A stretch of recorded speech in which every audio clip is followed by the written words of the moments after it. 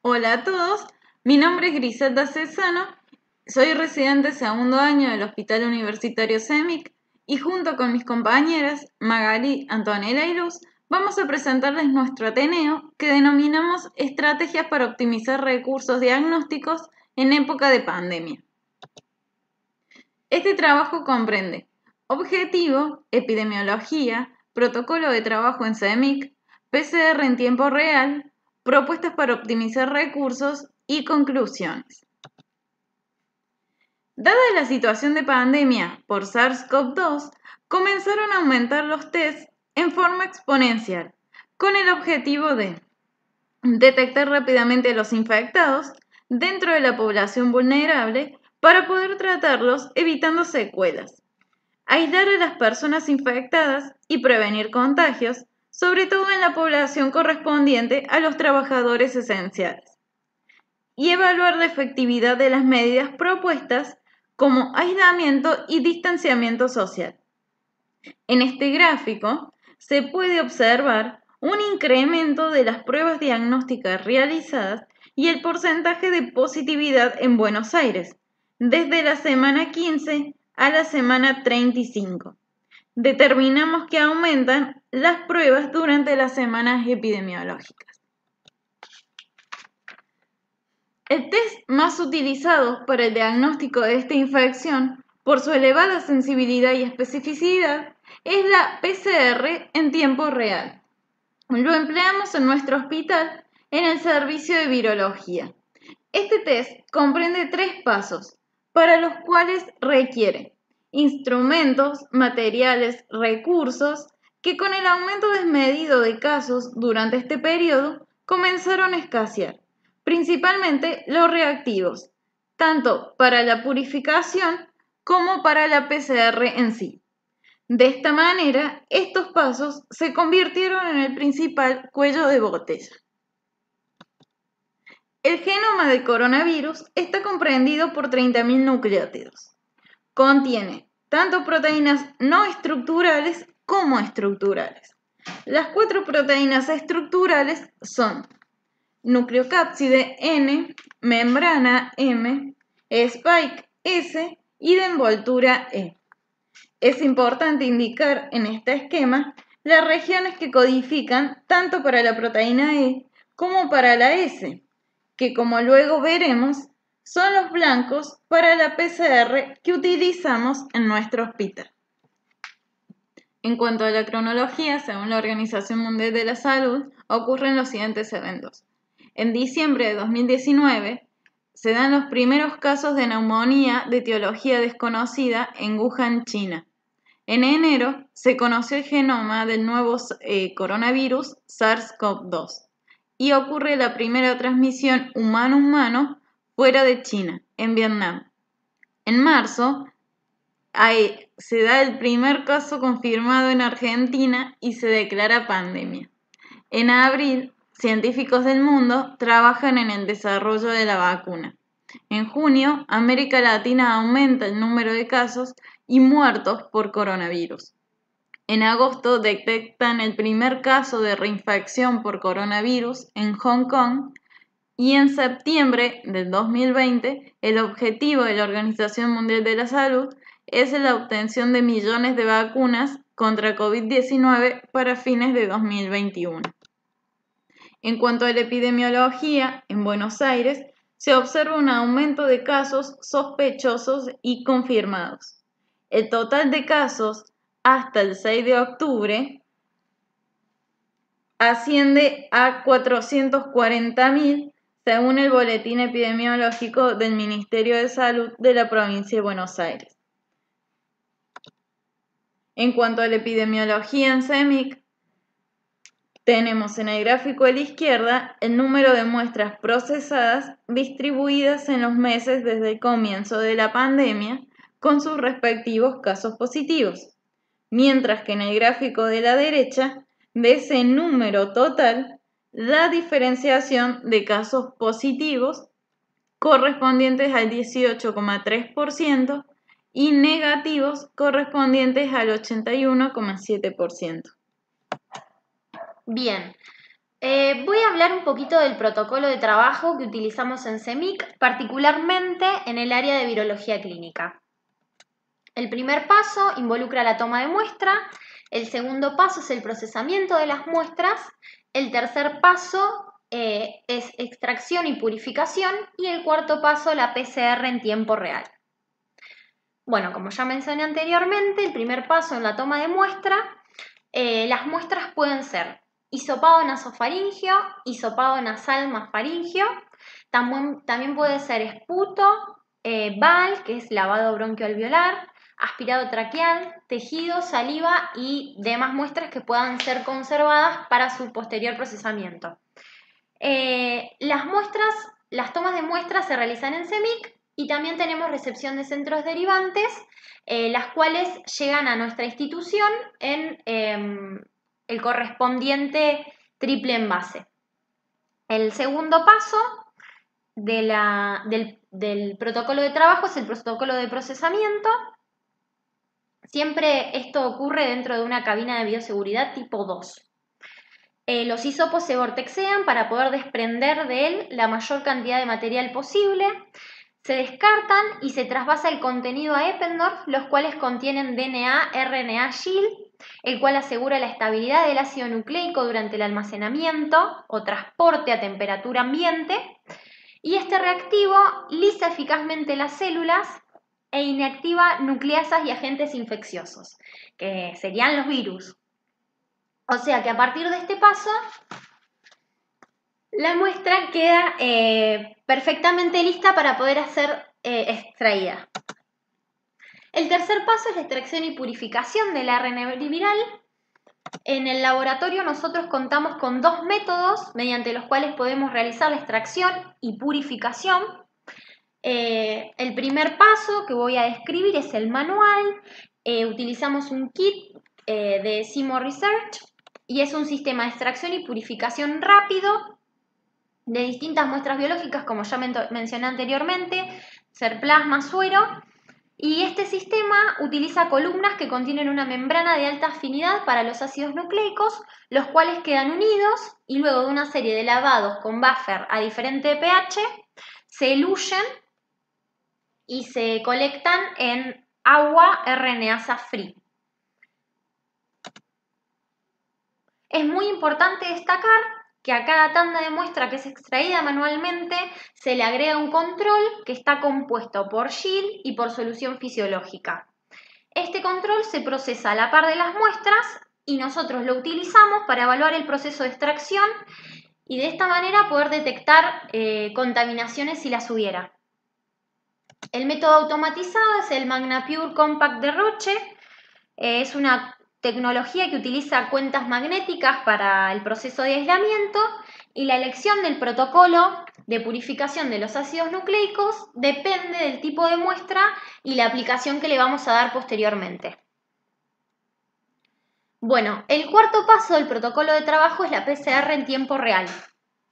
Como bien dijo mi compañera al comienzo del Ateneo, cuando planteamos los objetivos, la propagación del virus depende críticamente de la identificación oportuna y precisa de los individuos infectados, mediante el método más sensible y más específico disponible, o sea, hoy en día la PCR en tiempo real. Cuando comenzamos el trabajo, empezamos a buscar bibliografía relacionada. Encontramos este trabajo que se hizo en Holanda y su objetivo fue comparar rendimiento analítico y clínico de determinados kits de PCR que están disponibles en el mercado. Utilizaron en este trabajo 7 fabricantes diferentes, o sea, eligieron 7 fabricantes diferentes de kits para poder compararlos. Entre ellos, el de Altona Diagnostic, que es el que nosotros tenemos en el laboratorio para hacer el diagnóstico. La mayoría de los kits que están seleccionados están certificados IVD y se pueden producir en grandes cantidades. En esta tabla que está al pie de la diapositiva se pueden ver los kits elegidos, el país de origen, el estatus regulatorio y los sitios Diana de la PCR para poder hacer la identificación. Bien, para evaluar la eficiencia de la PCR utilizaron diluciones en serie del ARN viral y estimar el límite de detección del 95%, lo que ellos llaman LOD95. Determinaron la pendiente por regresión lineal y definieron los niveles requeridos para eficacia como mayor al 95% y para R cuadrado como mayor a 0.95.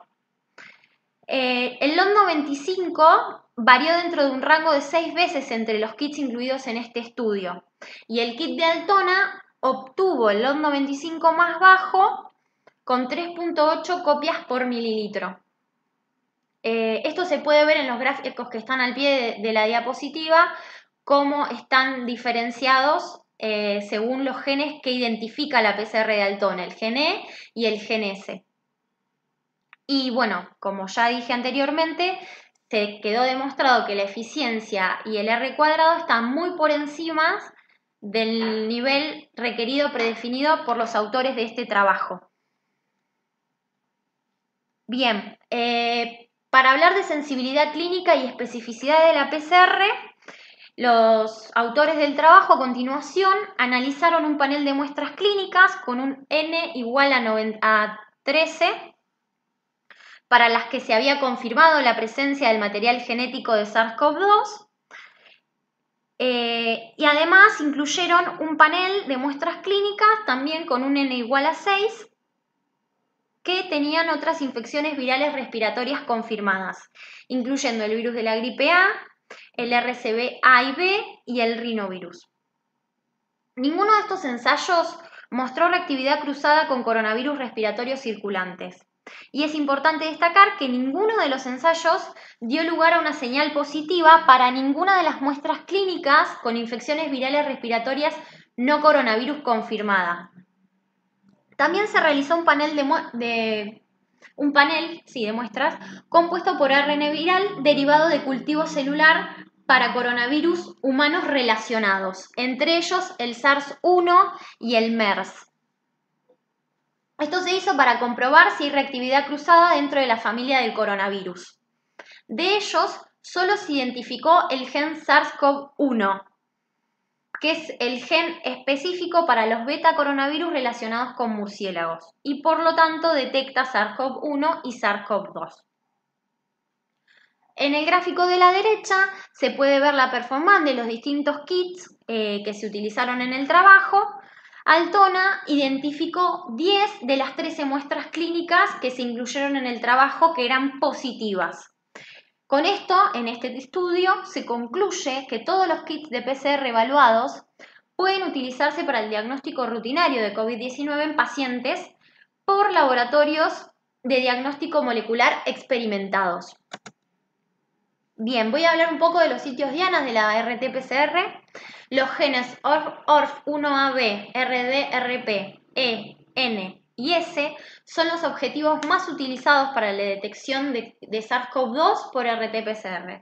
El gen E, como ya mencioné anteriormente, es específico para los beta-coronavirus relacionados con murciélagos y por lo tanto detecta SARS-CoV-1 y 2. Bueno, voy a describir un poquito el kit que nosotros utilizamos, que es el de Altona. Está compuesto por una Master A y una Master B. Se ven acá en las diapos.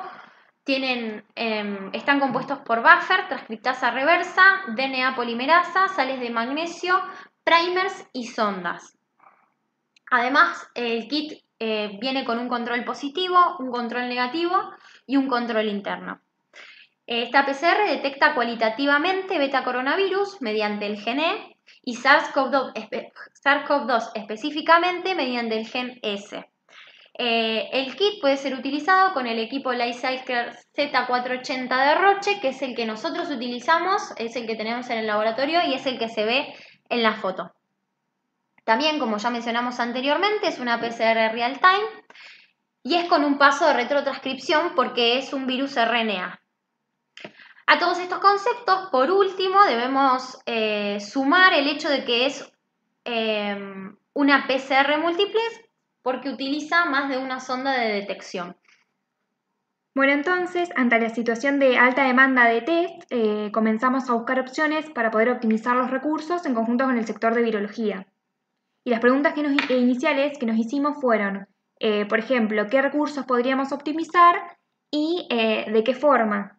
En principio podríamos ahorrar en el medio de transporte utilizado, tal vez podríamos ahorrar en la extracción o hacerla de algún modo más rápido, y podríamos encontrar alguna forma de ahorrar en las PCRs. Bueno, y así buscando respuesta a estas preguntas fue que encontramos un trabajo hecho este año en un laboratorio de Canadá. Lo que ellos hicieron fue una comparación de la sensibilidad de la PCR que utilizan a diario con la PCR recomendada por la entidad sanitaria de su país. Y además probaron qué pasaba si no realizaban el paso de extracción y también compararon los resultados utilizando diferentes medios de transporte del hisopo. Entonces, el flujo de trabajo habitual en este laboratorio canadiense consistía en la toma de muestra, que es un hisopado oronasofaríngeo, seguido por la extracción automatizada de ARN en un equipo de Abbott, y por último, una PCR real-time con el kit de Altona. ¿En qué consistió su trabajo? Bueno, ellos utilizaron muestras ya procesadas de la forma habitual en ese laboratorio, positivas, procedentes de pacientes sintomáticos. Y como les mencioné anteriormente, a estos hisopados los recolectaron en diferentes medios. Medio de transporte universal, medio Hanks, que contiene sales, glucosa y rojo de fenol, agua libre de nucleasas y solución fisiológica. Luego los inactivaron a 95 grados centígrados durante 5 minutos y a partir de ahora este procedimiento de inactivación del material genético lo vamos a denominar boiling. Y por último corrieron las PCRs. ¿Qué resultados obtuvieron? Bueno, al comparar la sensibilidad de ambas PCR, estas vieron que eran muy similares. Y lo más interesante para nosotros al menos fue que la PCR no pierde sensibilidad si se recolecta la muestra en agua libre de nucleasas o en medio de transporte universal y luego se le realiza un boiling. No ocurre lo mismo si los medios utilizados eran solución fisiológica o medio de Hanks, es decir, la PCR sí perdía sensibilidad. Bueno, entonces a partir de los resultados que obtuvieron en el trabajo que recién les mencioné, nosotros decidimos probar algo parecido. Probamos el resultado de hacer boiling a muestras almacenadas en medio para virus y en solución fisiológica. Luego del boiling largábamos directamente la PCR, pero vimos que no funcionaba. Entonces nos dimos cuenta que lo que necesitábamos era tener nuestras muestras positivas tomadas en agua libre de nucleasas y que las pudimos conseguir cuando nuestra compañera y su novio se infectaron y pasaron a ser nuestros conejillos de India. Entonces, bueno, cuando ellos accedieron a hisoparse, guardamos sus hisopos tanto en agua libre de nucleasas como en medio para virus. Y una vez que tuvimos los hisopados recolectados en estos dos medios, por un lado tratamos las muestras según el procedimiento habitual del sector y por otro lado les hicimos un boiling seguido directamente de la PCR. Los resultados que obtuvimos fueron alentadores cuando realizábamos el boiling en la muestra almacenada en agua libre de nucleasas, no así cuando el medio era el comúnmente utilizado en el sector. Y podíamos observar una variación aproximada de 12 CTs entre ambos métodos. Entonces, ante estos resultados, nosotros decidimos empezar a guardar algunos hisopados en agua libre de nucleasas. Así elegimos 18 hisopados al azar, transportados en agua nucleasa free, separamos 2 alícuotas para procesar las muestras por ambos métodos en paralelo, es decir, como habíamos hecho con las muestras de nuestro compañero y su novio. A una alícuota la procesábamos según el procedimiento de rutina, la extrajimos en columna manualmente y luego largábamos la PCR real time, y a la otra alícuota la procesábamos según el protocolo que incluía el boiling y la PCR directa. Estos fueron nuestros resultados. En las tablas están volcados los CTs que se obtuvieron para cada gen, es decir, para el gen E y para el gen S, y para cada método, es decir, el método que incluye el boiling y el método que se usa habitualmente en el sector. Y además también se muestra cuál fue la interpretación del resultado para cada muestra y cada método, es decir, si fue detectable o si fue no detectable. Para interpretar estos resultados utilizamos el mismo criterio que se utiliza en el sector. Es decir, el resultado es redetectable si la amplificación de uno o ambos genes tiene una señal de fluorescencia mayor a 800 y además si el CT es inferior a 35. De lo contrario, el resultado es no detectable.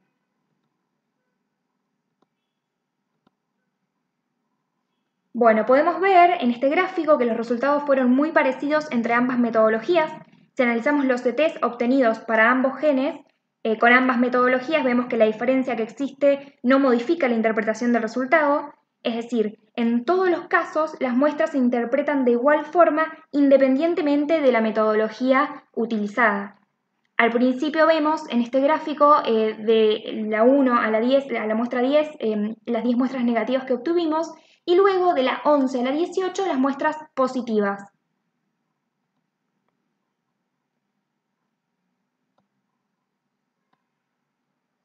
Bueno, entonces, nuestros resultados fueron que de las 18 muestras procesadas de esta forma, 10 fueron negativas, es decir, no detectables, y 8 positivas, es decir, detectables. O sea, con ambos métodos la interpretación de los resultados coincidió en un 100%. Bueno, también continuamos buscando otro tipo de papers y encontramos que se hablaba mucho acerca de las muestras mezcladas, de las muestras agrupadas. Encontramos un montón de papers que hablaban de eso, de utilizar muestras agrupadas para la detección y el diagnóstico de SARS-CoV-2, pero hubo un paper que nos llamó la atención particularmente porque hablaba de una forma de realizar los pools que nunca antes la habíamos escuchado y nos pareció novedoso. Este paper fue realizado en Israel. El objetivo del paper entonces era realizar pruebas agrupadas, es decir, de un conjunto de muestras, realizar diferentes subgrupos y a estos realizarle la PCR. Por ejemplo, si tenemos 5 muestras, las juntamos en alícuotas iguales de cada una, en un conjunto de muestras, en una mezcla o un pool, y luego a este pool le vamos a realizar la extracción y purificación de los ácidos nucleicos y luego la PCR real-time para SARS-CoV-2. Por supuesto, esta técnica tiene varias limitaciones. En primer lugar, el número de etapas. Sabemos que es muy importante llegar a un diagnóstico frente a la situación en la que estamos rápidamente y esto retrasaría un poco el resultado porque las técnicas se van a realizar en varias etapas. Por otro lado, también otra limitación muy importante es la capacidad de diluir las muestras. Al mezclar varias muestras juntas, la estaríamos diluyendo, entonces ver que la sensibilidad continúe siendo la suficiente como para poder detectar una muestra positiva dentro del conjunto.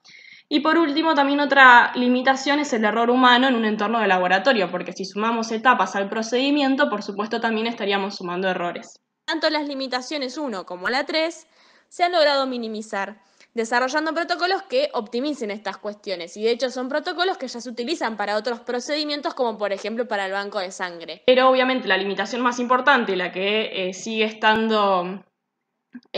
poniendo en tela de juicio esta técnica es la sensibilidad, ver realmente cuánta sensibilidad se pierde y que esta no sea significativa.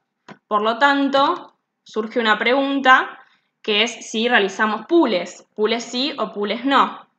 Bien, entonces lo que hicieron fue determinar si esta técnica tenía suficiente sensibilidad. Ellos consideraron muestra positiva, aquella que tenía un CP menor o igual a 35, muestra negativa con un CP mayor a 38, e indeterminada, las que tenían CP comprendido entre 35 y 38. En la teoría, se supone que un pool de 8 muestras disminuye más o menos 3 CP, y un pool de 16 muestras disminuye más o menos en 4 CP. Pero en la práctica pudieron ver que en realidad no ocurría lo mismo. De los 23 pools que ellos realizaron, con 8 muestras cada uno, los 11 pools que tenían muestras positivas fueron detectados como positivos. Estos se pueden ver graficados como triángulo verde y las muestras como puntos grises, las muestras individuales. A su vez, de los 4 pools que solamente contenían muestras negativas fueron detectados como negativos, y de los 5 pools que tenían dentro de ellos muestras indeterminadas, 4 pools dieron indeterminados y uno solo dio negativo.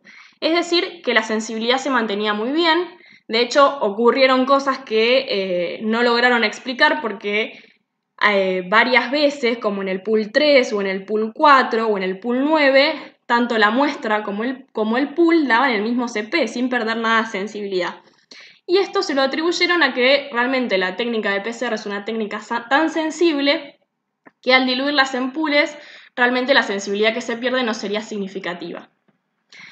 Por lo tanto, podemos decir entonces que pools sí.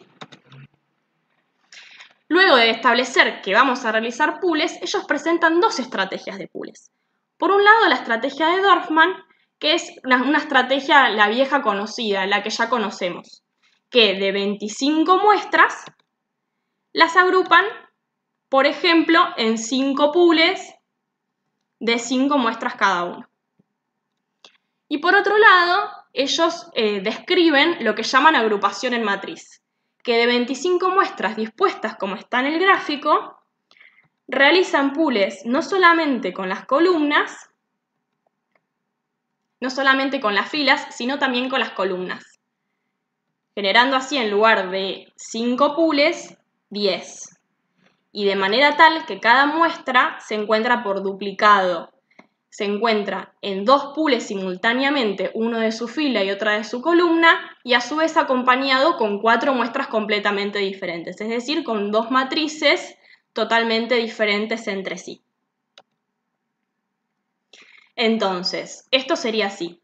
Por ejemplo, si tenemos 25 muestras como muestra el gráfico y tenemos una muestra positiva como la celeste, tanto el pool de la columna B como el pool de la fila 3 nos darían positivos y por intersección sería una especie de batalla naval. Buscamos el punto 3B, bomba y hundido. Esto presenta varias ventajas. Por un lado, la velocidad, ya que estaríamos encontrando la muestra positiva de la primera mediante la intersección de los pools positivos.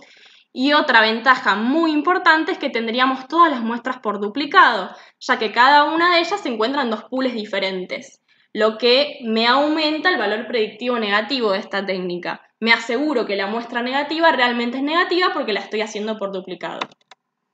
Pero por otro lado tendría una gran desventaja, que esta estrategia solamente se podría aplicar a poblaciones con baja prevalencia, es decir, que tengamos más o menos una muestra positiva o 2 por matriz, porque si ya tenemos más, las intersecciones serían demasiadas y después tendríamos que realizar muchas PCRs desdoblando las intersecciones para encontrar cuáles son las positivas y no terminaría siendo favorable.